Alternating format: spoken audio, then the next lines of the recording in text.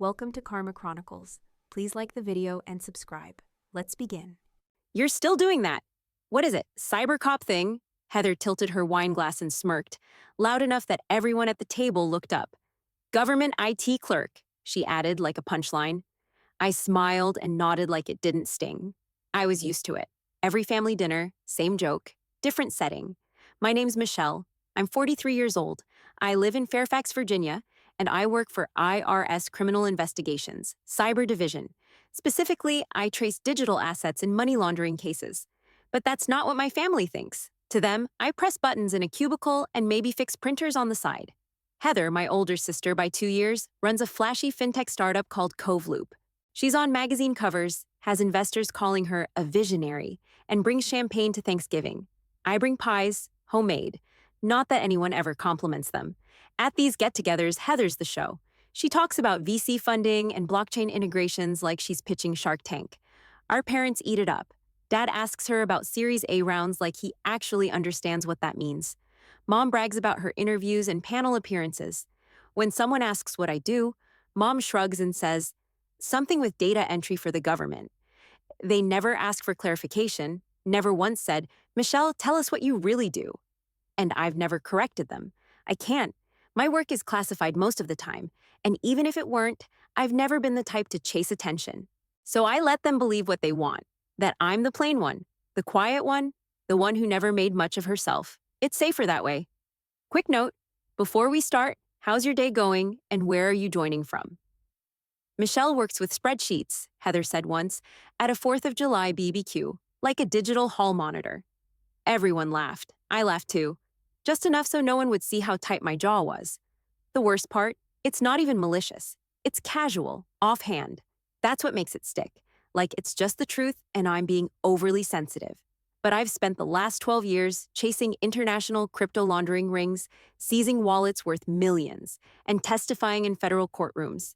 I've had people cry when we shut down scams targeting retirees. I've watched victims get justice because of the files I cracked open. And still, every Christmas, I'm our accountant cop. Last year, I brought wine to Thanksgiving. Heather brought her new CFO. Mom looked at me and said, you should meet someone smart like that, Michelle. I poured myself a full glass and smiled. Maybe next year. Then I turned and walked to the kitchen before I said something I'd regret. Back in the kitchen, I sipped that wine alone while everyone else laughed at Heather's stories about her head of engineering accidentally minting 200 NFTs of his cat. Dad laughed so hard he slapped the table. I don't think he even knows what an NFT is. Didn't matter. Heather could have read a cereal box and gotten a standing ovation. That's how it always was.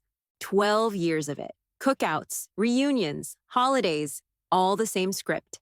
People crowding around Heather while I sat near the kids' table, nodding through conversations about school plays and Little League like I wasn't chasing down global money mules on encrypted servers. At our cousin Brian's wedding, someone asked Mom what I did for work. She gave a little sigh first. I caught it, then said, she does something with data entry for the government. Numbers and things. Numbers and things. That was the same year I'd cracked a case that helped freeze $3 million in laundered funds tied to a fake cancer charity. But sure, let's call it numbers and things. I didn't correct her. I never did. What was the point? Heather came back from the bar with a drink and leaned into a group of guests in the corner. I only caught it because I walked by to get to the bathroom. My sister. She hacks spreadsheets for a living.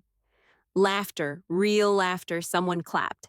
I ducked into the hallway, leaned against the wall, and stared at a fake flower arrangement like it might keep me from screaming. You'd think I'd be numb to it by now. But it still landed. Every time. Heather was the golden one, the risk taker, the star. I was the one who never quite got out of her shadow. Not in their eyes, anyway. One year, she gave out branded CoveLoop water bottles at Christmas. I gave everyone homemade cookie tins. Dad pulled her into a side hug and said, you're always thinking like a CEO. Then he turned to me and said, did you remember to bring napkins? I hadn't, and somehow that felt worse than the spreadsheet joke. 4th of July, 2 years ago. A backyard BBQ at our uncle's place in Raleigh. I was talking to Aunt Linda about the rise in crypto scams, trying to keep it light, but maybe share something real. She nodded along, then turned away mid-sentence when Heather showed up holding a Bluetooth speaker. Suddenly, it was story time about her trip to Zurich and the investors she met over fondue. I stood there with my paper plate and coleslaw, just watching them laugh. That was normal, being mid-sentence and dropped like a radio playing static. I didn't even feel angry anymore. It was just routine, and every time I'd tell myself it didn't matter. My work mattered. My cases mattered. I wasn't here for applause. I was here to visit family, not put on a show. But there's a difference between not needing applause and being invisible. One night last fall, we had game night at my parents' place. Just family, snacks, dumb card games. Heather was on fire with the jokes. She called me Agent Spreadsheet and said, "Better be careful. Michelle's gonna audit our Monopoly money." Everyone laughed, even Mom, even Dad. I looked around, waiting for someone to say, "All right, that's enough." No one did. I set my cards down and got up, said I had a headache. No one asked if I was okay. No one noticed I didn't come back. I sat in my car for 20 minutes before driving home, just breathing, just gripping the steering wheel like it owed me something. I'd taken down phishing rings that targeted military families. I'd helped bust a crypto laundering network that led to 2 arrests in Dubai. I testified under oath in courtrooms where judges nodded and prosecutors shook my hand. And still, to my own family, I was the IT cop who couldn't keep up with a sister who couldn't even write her own code. It wasn't that I needed to be celebrated. I just wanted to not be the joke. But after 12 years of this, I stopped hoping for change. I just learned to stay quiet, smile, sip the wine, and wait for the day the truth would speak for itself. 2 weeks after that game night, I was knee-deep in a blockchain flowchart trying to map out where a phantom investment fund called Stonebridge Alpha kept rerouting their crypto. It was supposed to be a routine audit, overseas wallets, wash trades, basic shell game stuff, but something in the transfer patterns felt off. Then a name popped up in a leaked metadata set from one of the anonymized node paths. Cove Loop. At first, I thought, no. Coincidence. Same name, different startup. Maybe a spoofed shell. But the wallet signatures matched US-based hosting. So I dug further. Cove Loop wasn't the laundering destination. It was the channel. I stared at the screen for a solid minute. My stomach dropped so fast I felt cold behind the knees.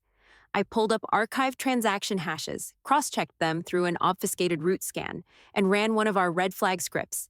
15 seconds later, 4 wallet addresses linked directly back to developer-side data bridges, hard-coded into Cove Loop's source API. These weren't accidental vulnerabilities. They were built that way. Backdoors, custom-made laundering tunnels. I flagged the data, ran the protocol, and submitted it through our internal review board. 24 hours later, I got a call. "Michelle, you're looped into a priority-level digital asset trace. Ties to shell apps, potential securities violations. There's a company you might know, Cove Loop." I played it cool. "Yeah, I've heard of it. Due to personal proximity, we're bringing you in as a consultant, not a direct investigator. You comfortable with that?" Yes. Truth was, I didn't feel anything. Not yet. That numb stillness stuck with me all through the first few weeks. Meetings in secure rooms, pulling transaction data from cold storage, watching user logs that showed multi-million-dollar flows route through dummy apps disguised as fitness trackers and wellness startups. And Cove Loop was right there in the center, not just facilitating it, enabling it. I knew the code. I understood the structure. I'd sat across from engineers who built far sloppier tunnels. But Cove Loop's system was too clean, too intentional.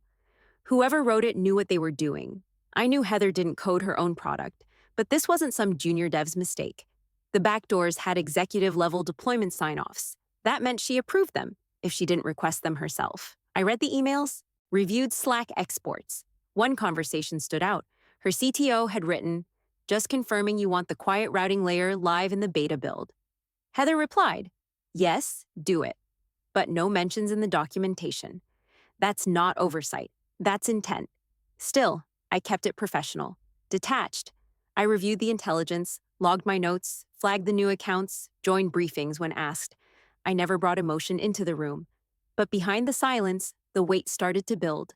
I remembered Heather handing out Cove Loop swag at Christmas, laughing like the queen of Silicon Valley, Mom beaming, Dad cracking jokes about IPO dreams, all while she was running one of the slickest laundering funnels I'd ever seen. The task force started formal surveillance, covert interviews, silent subpoenas, federal heat building.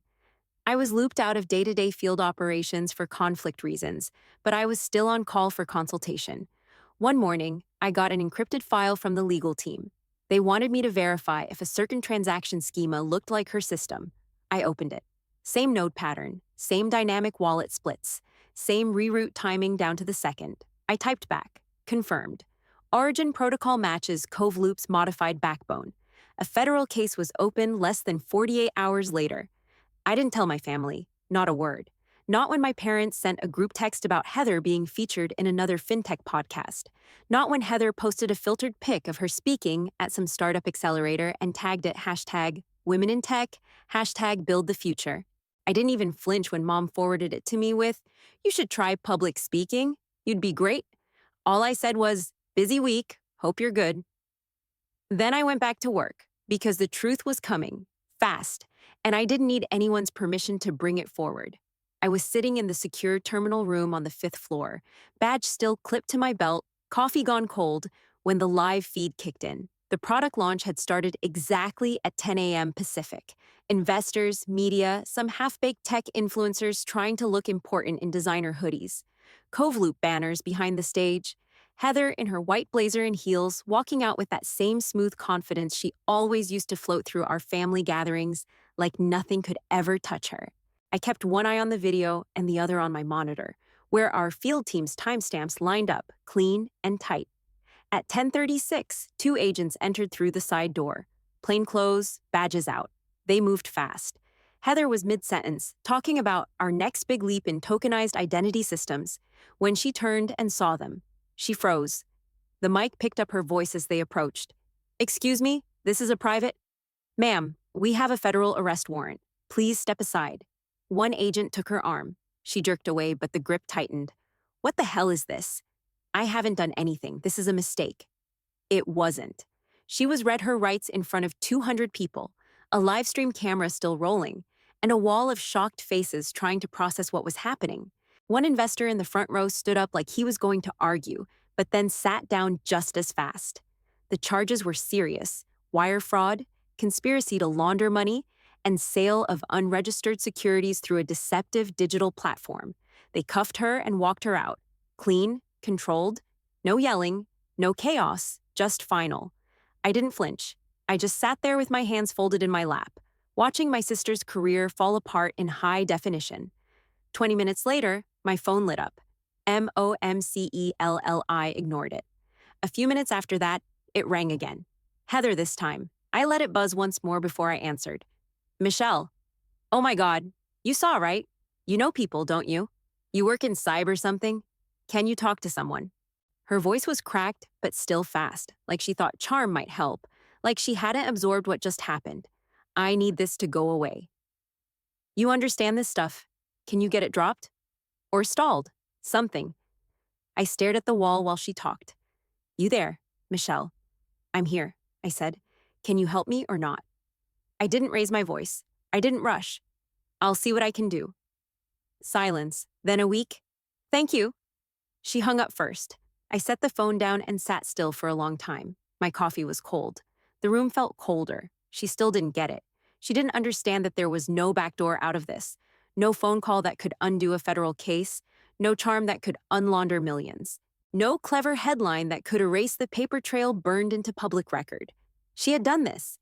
Every signed document, every quiet back channel, every skipped regulation. She thought the rules didn't apply to her because no one in her world had ever told her no. Except now, I had. She just didn't know it yet. I stood up, tossed the coffee in the trash, and walked back to my desk. Work didn't stop just because someone you love made their own prison. 3 weeks later, I walked into the National Tech and Innovation Summit in DC. Badge tucked deep in my purse, plain jeans, black jacket, hair up.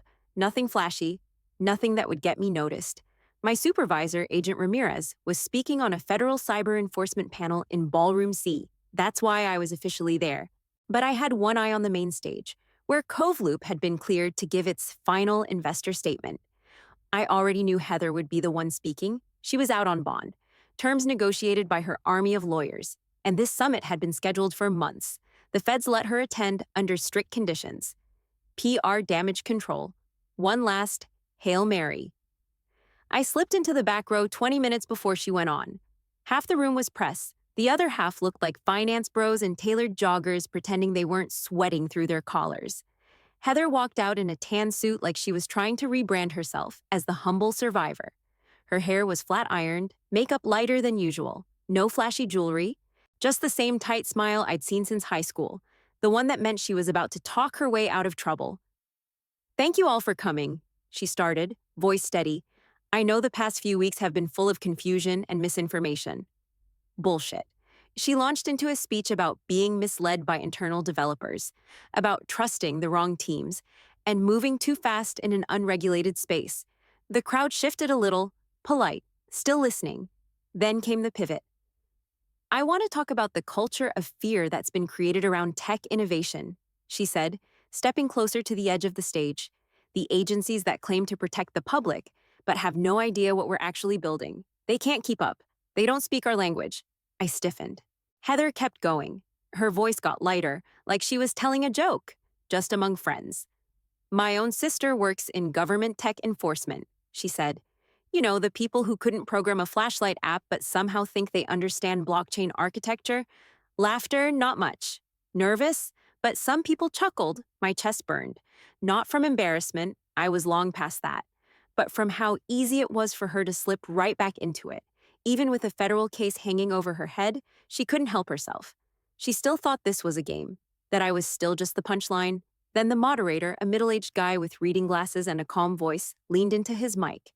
"Actually," he said, cutting into the room like a blade, "since you brought her up, Michelle Carter is here with us today." The entire room turned. I didn't move at first. I thought maybe I'd misheard him. The moderator scanned the back.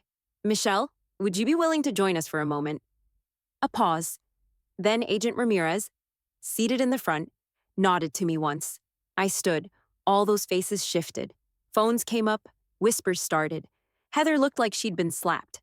Eyes wide, lips slightly parted. She took half a step back from the podium. I walked down the side aisle, slow but steady. Every click of my boots on the floor echoed louder than it should have. When I reached the stage, the moderator extended his hand. "Ladies and gentlemen, this is Senior Analyst Michelle Carter of IRS Criminal Investigations, Cyber Division. She was the lead asset tracing specialist on the case involving Cove Loop." Gasps, no exaggeration. People actually gasped. Someone in the second row said, "Holy shit!" Heather's face drained of color. She looked like a doll with the batteries yanked out. I took the mic, glanced once at the audience, then briefly at her. "My name is Michelle Carter," I said. "I'm a federal investigator with IRS-CI, Cybercrimes Division. My team conducted digital forensic tracing tied to unregistered securities and crypto laundering facilitated through Cove Loop's infrastructure. I stand by our work." That was it. I handed the mic back and walked off the stage. No smile, no gotcha. No moment of triumph. Just facts. Heather didn't say another word. The moderator tried to pivot back to closing remarks, but the room was already off balance. Reporters whispered furiously. Investors were typing into their phones like the market was crashing under their feet. I didn't look back at her. There was nothing else to say. Let her sit with it. The public finally saw what I'd known all along. Not just the fraud, but the performance, the image, the lies. And this time, there was no one left to clap for her. I got home from the summit that same night, dropped my bag by the door, and turned off my phone. I didn't want the noise. No articles, no notifications, no calls. Didn't matter. By morning, my personal email was full. A few reporters, a few old coworkers, but mostly family. Subject lines like, "Holy crap, Michelle. Did you really take her down? Why didn't you tell us?" I ignored every single one. Around 11, I walked into my parents' house. Mom had texted that they needed to talk. I knew what that meant. They'd seen the clips, the crowd, the truth. They were sitting in the living room when I stepped inside. TV muted, faces pale. Mom's hands were clenched in her lap, and Dad just stared at me like I was someone he'd never met before. "You were investigating Heather?" he asked, not angry, just stunned. I sat down, leaned back, and nodded. "Yeah, for months." "But why didn't you say anything?" Mom's voice cracked like she was the one who got blindsided. I looked at her straight. "Because you never asked. You assumed." Silence hit the room like a dropped plate. I let it sit. Dad shifted like he wanted to say something else but didn't know how. Mom blinked fast and said, "Michelle, we didn't mean to. We just didn't understand what you actually did." "That's the thing," I cut in. "You didn't want to. Heather gave you a version of me that was easy to ignore, and you went with it." Mom's lip trembled. "We're sorry." I nodded. "Okay. I wasn't trying to be cold. I just didn't have anything else to give." They looked smaller than I remembered, deflated, like a mirror had finally cracked and all they could do was sit in the pieces. A week later, the family text thread turned into a wildfire. Cousins posting articles, aunts asking for clarity. Someone screenshot a Reddit thread about Heather's meltdown and dumped it in the chat. People wanted answers. Gossip spread fast, especially in our hometown. Church ladies, high school classmates, the whole circuit lit up. Heather's brand was tanking. Investors fled. She went dark on social media. Her lawyers started releasing statements about legal gray areas in emerging tech. It didn't help. Meanwhile, I just kept going to work. Same schedule, same building, same cubicle I'd always had. But now the silence from my family wasn't ignorance. It was discomfort. They didn't know how to look at me anymore, like they were afraid of what else I might be keeping quiet. I got a voicemail from my Uncle Gary. "Hey, Michelle, I owe you an apology." I always thought Heather was the sharp one. Guess I didn't know what sharp looked like. "Proud of you." I didn't call him back. This wasn't some revenge arc. I didn't need their praise. Heather did this, not me. I didn't build secret backdoors into financial software. I didn't hide millions under fake app companies. I didn't lie under oath or play victim when the walls started closing in. She walked herself to the edge. I just followed the evidence. And now they all had to sit with that, the golden girl who turned out to be a con, and the quiet one who brought the truth to light. Funny how fast the story flips when the facts land in public. The plea came down in March. After months of stalling, court motions, and failed PR attempts, Heather folded. She pled guilty to conspiracy to commit securities fraud and money laundering. 3 years federal, banned from ever holding an executive tech position again. Her lawyers spun it like an unfortunate case of oversight in a fast-moving industry. The judge didn't buy it, neither did the public. Tech blogs lit up with headlines like "Fintech Fraud from Visionary to Convict," and "Silicon Valley's Darling Faces the Music." Even Forbes ran a piece that read more like an obituary than an article. They called her a cautionary tale. My name showed up near the bottom of a few write-ups. Nothing dramatic, just IRS-CI's lead analyst, Michelle Carter, was instrumental in tracing the asset flows. That was it. No interviews, no photo, no spotlight, and that was fine with me. What I wasn't ready for was the flood of messages from people I hadn't heard from in years. Aunt Carla sent an email with the subject line, "We had no idea how important your work was." In the message, she wrote, "We always thought you were just an IT support or something. You've really made a difference. You should be proud." I read it once and archived it. Then came Cousin Evan, messaging me on LinkedIn like we were best friends. "Wow. Didn't realize you were in law enforcement. Must have been hard going against family. Total respect." I didn't respond. Because here's the truth. If they needed a court case and media coverage to respect me, they never really saw me in the first place. Dad tried to bring it up again one Sunday over coffee at his house. "You know, all those years, I really thought Heather was building something special," he said. I just nodded. "She was, just not what you thought." He didn't laugh. He looked tired, not guilty, just old. Mom didn't say much anymore. She cooked a little quieter, moved a little slower. Sometimes she'd look at me like she wanted to ask something and then just didn't. I didn't press. Let them sit in it. The community chatter spread like wildfire. People at church whispered. Former classmates reached out. Even the librarian from our hometown emailed me asking if I'd speak at a local STEM night.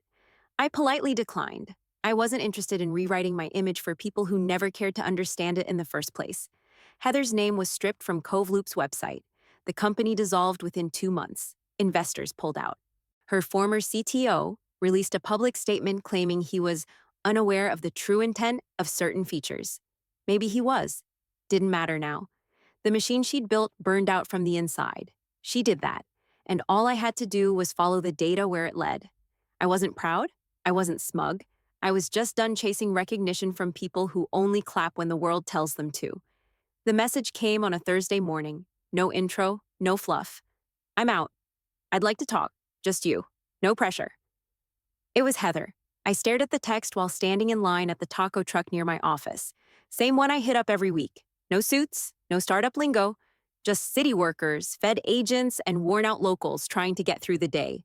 I didn't reply. But the next day, I saw her sitting at the same picnic table behind the truck, alone, gray hoodie, hair pulled back, no makeup, no entourage. I walked up slow. She stood when she saw me, like she wasn't sure if she was supposed to. "Hey," she said, voice quiet. "Hey." We both sat. For a minute, all I could hear was the hiss of the grill and someone yelling out order numbers in Spanish behind us. A guy in a reflective vest dropped his soda and cursed. It grounded me. Heather finally spoke. "I built a whole life on being better than you," she said, and I was wrong. I didn't say anything yet, just let her keep going. I used to think if I stopped moving, I'd lose everything. So I kept running, building, pushing, and anytime you were around, I'd tear you down, just so no one could see how small I actually felt. I nodded once, not to comfort her, just to show I heard her. "You didn't just mock me," I said. "You trained everyone else too." Her jaw clenched, but she didn't argue. "I know," she said. "You were the only one in the room doing real work, and I was the one getting applause for nothing. I needed you to stay small so I could stay big." I looked at her. Really looked. There was no smugness left, no pitch-ready smile, just a worn-out face that finally understood the cost. "Turns out," she added, "you were the one protecting people. I was scamming them." I leaned back, arms crossed. "You hurt a lot of people, Heather. Not just investors or users, mom, dad, everyone. You built a brand off lies and made sure I stayed the family's afterthought while you did it." She didn't deny it, just nodded like she'd been sitting with that truth for a while. "I thought being loud made me right," she said. "Now I know better." We sat in silence for a bit. Someone's kid ran past with a tamale and a Capri Sun.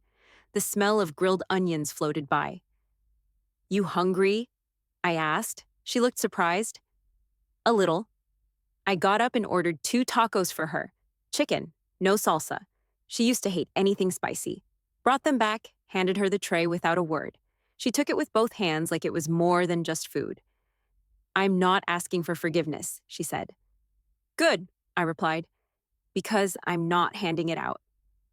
We ate in silence, not friendly, not hostile.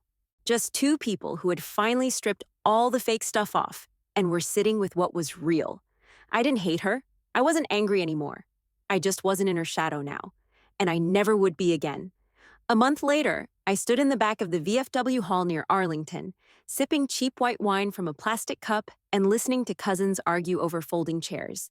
My dad's retirement party was in full swing. Balloons, crockpots, and an ugly vinyl banner that read, "Congrats, Frank, my 40 years of hard work." The whole family showed up, even the ones who couldn't make it to Heather's hearing. I expected the same sideways looks, the awkward small talk, the forced smiles, but it was different. Quieter. People actually made space for me. Aunt Carla gave me a hug instead of her usual condescending shoulder pat. My cousin Tony shook my hand and didn't let go too fast. Heather stood near the dessert table, not in the center of attention for once. I didn't try to be seen, I just existed. And somehow that was enough. After dinner, someone clinked a fork against a glass, and my dad stood up at the front table. He looked around the room with his usual stiff stance, one hand in his pocket, eyes scanning like he was still doing building inspections. "I didn't want a speech," he started, "but apparently when you work 4 decades without dying, people think you earned one." Light laughter. He looked at my mom, smiled, then turned serious. "I got through my job because I knew how to spot cracks before they became problems. Whether it was a pipe about to burst or a wall not holding load, you learn to look closer." He paused and then looked right at me. "This is my daughter, Michelle. She's worked 12 years protecting this country from people who cheat the system, people who build things to look solid on the outside while hiding rot underneath. She didn't ask for credit. She didn't talk about it, but she did the work." He cleared his throat, and I'm proud of her. That was the first time I'd ever heard him say it, out loud, in a room full of people. Applause started, slow but real. It wasn't pity, it wasn't shocked clapping. It was respect. For once, it wasn't followed by a joke or an awkward silence. It just landed. Then Heather stood. She didn't smile. Didn't perform, just spoke straight. I want to add something, she said. The room quieted fast. I spent most of my life thinking success meant being flashy, getting articles written about you, making people feel impressed when they said your name. She looked at me. Michelle risked everything for work she couldn't even talk about, and she did it while the rest of us laughed at her. No one interrupted, not even Mom. She didn't need our approval, Heather said, but we needed her integrity. She sat down after that. No big ending, no spin. I didn't cry. I didn't make a scene. I just nodded once and held my wine a little tighter. Because in that moment, something shifted. Not because they finally said the right things, but because I didn't need them to anymore. They could clap, they could apologize, they could change their minds, but I already knew who I was, and that was more than enough. After the party, I walked back to my car alone. No long hugs, no emotional send-off. Just a few nods, a pat on the shoulder, and one leftover brownie wrapped in a napkin. I tossed it on the passenger seat and drove with the windows down. It was quiet, and for the first time in a long time, that felt good. Being underestimated used to piss me off, used to eat at me every time someone called me the IT cop or asked if I knew how to fix their printer. But over time, I realized there was a kind of freedom in being overlooked. No one saw me coming. That's how I got the job done. My career stood on results, not applause. Court cases, asset freezes. Trails traced so clean they couldn't argue with the math. I didn't need to post about it or brand it with buzzwords. I just did the work, and I still do. Still at IRS-CI, still pulling threads that lead to people who thought they were too smart to get caught. Still living in the same apartment in Fairfax. Still driving the same Honda Civic with the cracked radio dial. No headlines, no podcasts, just me and the data. My family gets it now, at least enough to stop brushing me off. They don't ask dumb questions anymore. They ask real ones. Like what kind of scams are trending and how they can avoid them. Like what I'm working on now, even if I can't tell them. They stopped laughing. That was enough. Heather and I, we talk sometimes, not much. Usually over lunch every few months. It's civil, careful. But something like respect is growing, buried under all the damage. I can see it in how she listens instead of waiting to speak. I don't trust her all the way. I don't need to. She's living smaller now, less noise, fewer followers. And I think that's the best thing that could have happened to her. As for me, I'm good. I wake up early, I make my own coffee, I go to work. Some days I think about how many years I spent trying to prove something to people who weren't even looking. Trying to be visible in a room full of blind spots, but that's done now. I didn't need them to clap. I just needed to stop caring if they didn't.